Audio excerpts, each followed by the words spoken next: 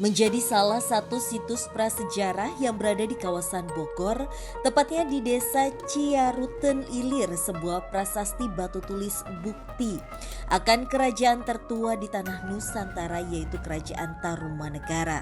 Ditemukan di pinggiran sungai di tahun 1863.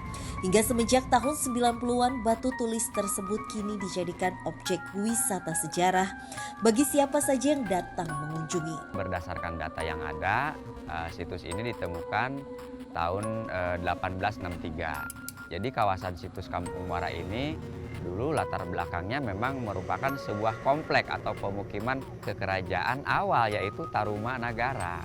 Disahkan menjadi sebuah situs untuk wisata ya dari tahun 1990-an. Sebuah batu berukuran besar dengan ukiran aksara dan bekas jejak kaki yang disinyalir sebagai Dewa Wisnu ini kini kerap dikaitkan dengan aura spiritual yang terkadang tak jarang dirasakan warga sekitar maupun pengunjung yang datang akan sosok raja pertama pada masa kerajaan tersebut.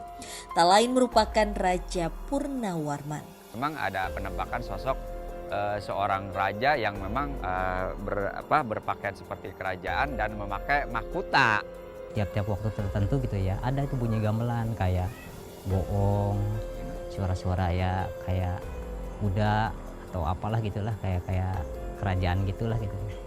Terlepas dari mitos spiritual tersebut, seolah menambah kesan kuatnya adanya sisa energi yang tertinggal.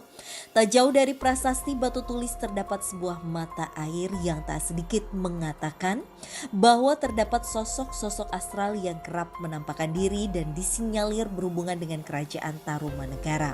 Sehingga mata air tersebut kerap dikatakan sakral dan mengundang siapapun yang datang untuk melancarkan tujuan tertentu. Kalau bahasa Sunda itu mata air pancuran ya. Udah lama itu mah tahun berapa diperkirakan zaman penjajahan dulu sudah ada. Bulan-bulan tertentu atau penanggalan tertentu suka ada yang kadang-kadang mandi lah di situ ya malam-malamnya gitu. Terus diambil airnya gitu ya. Tak hanya itu saja, sebuah jembatan yang menghubungkan dua desa antara Ranca Bungur dan Cuaranten ini ikut menambah kesan kuat di mana nama jembatan tersebut diambil dari kata kerajaan sehingga dinamakan Jembatan Rawayam Tarumanegara.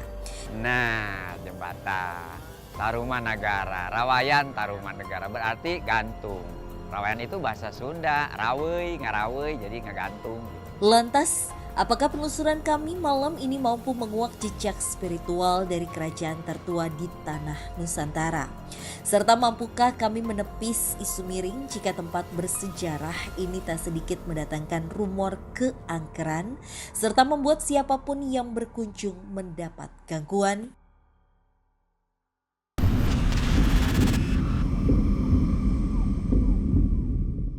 Kaden, jadi Siap. kita sekarang lagi ada di sebuah desa, namanya adalah Desa Ranca Bungur. Dan di sekitar sini ada sebuah jembatan yang katanya menghubungkan antara Desa Ranca Bungur ini ke Desa Ciaruten. Oke, Nah, siap.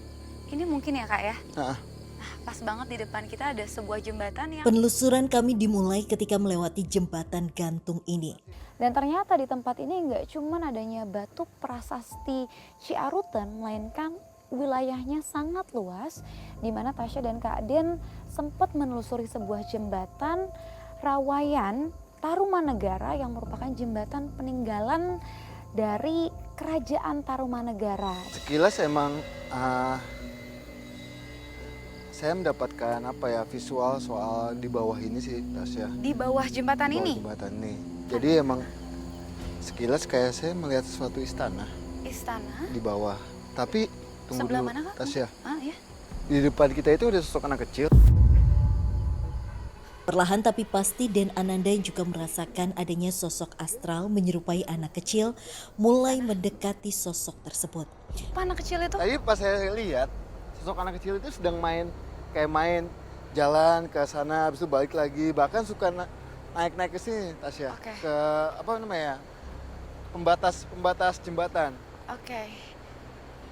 Boleh digambarkan mungkin sosok anak kecilnya seperti apa keadaannya saat ini? Ya, kita coba untuk kesini dulu. Sini. Ini Tas ya.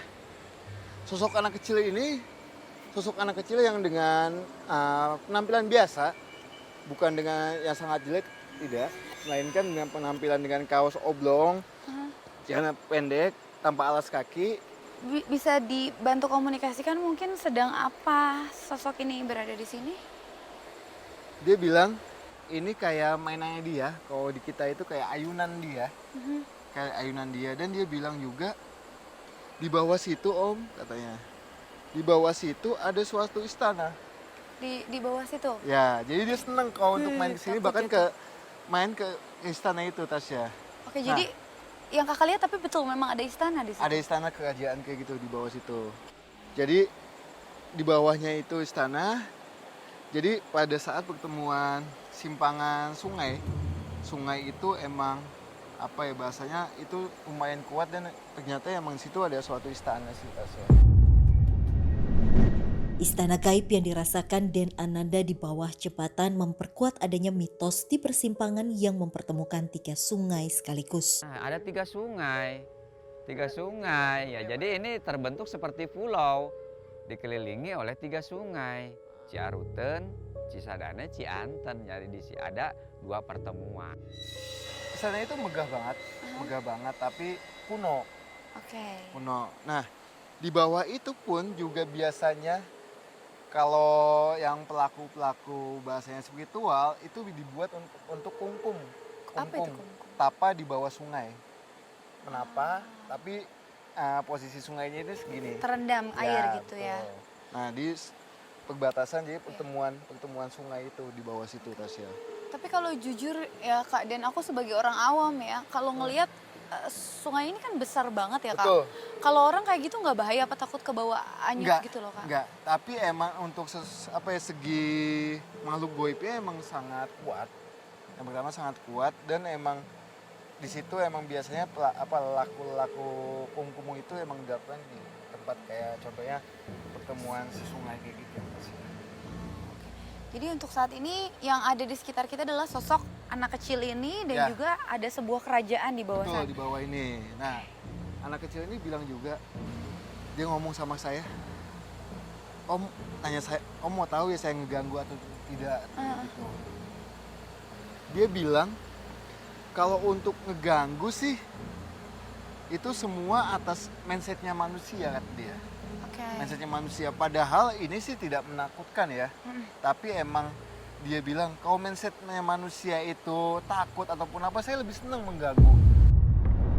Kalau untuk terkait Rawayan itu sosok-sosok memang ada di jembatan itu anak kecil. Mungkin sosok ini sering nggak menampakkan wujudnya kepada orang yang melewati jembatan ini? Kalau untuk menampaki wujudnya, dia emang dia bilang saya nggak setiap saat asli kayak gitu. Tapi semua itu kembali lagi ke penduduk-penduduk sini ataupun yang melewati jembatan ini. Kalau mindsetnya dia takut, dia akan mewujudkan. Jika manusia itu mindsetnya itu biasa aja, itu nggak akan ganggu sih, Tasya. Oke, tapi kalau ngelihat dari sekitaran sini ya Kak ya, Iya. ini kan sungai besar ya di bawah. Ada rumor juga yang mengatakan katanya ada makhluk menyerupai buaya putih